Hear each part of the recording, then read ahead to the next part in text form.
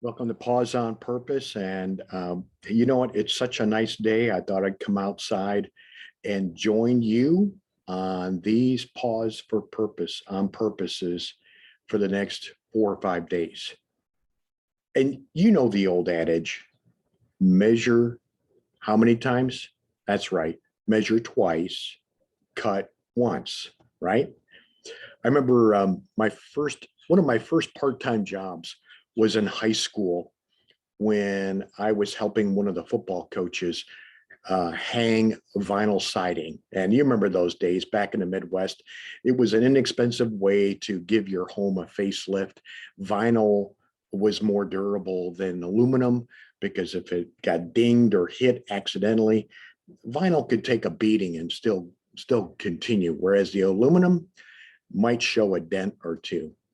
But anyways, we were getting close to lunchtime, and it was a Saturday afternoon, and we were working hard. It was hot, it was muggy, typical Midwestern day, right?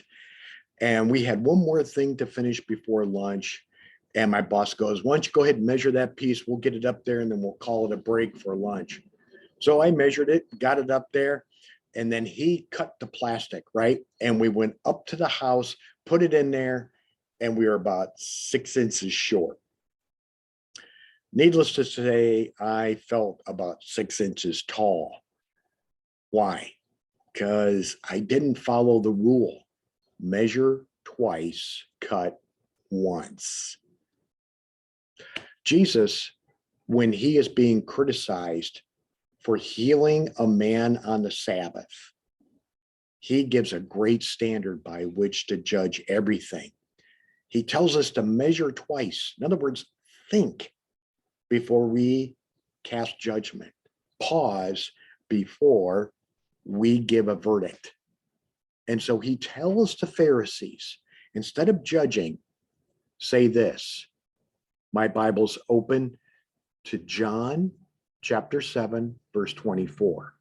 Jesus says, "Do not judge according to appearance, but judge with righteous judgment." In other words, don't look at what you're familiar with. Don't look at what your standards are. Step back. And what does the Word of God say? And again, I've got my Bible on my phone today. So, what does the Word of God say? Now, and don't go by what you think or what your convictions are for you. Convictions are good. But if they're convictions based upon our own opinions, we can't apply those to other people. If they're convictions that we've picked up along the way and they help us stay disciplined, that's great.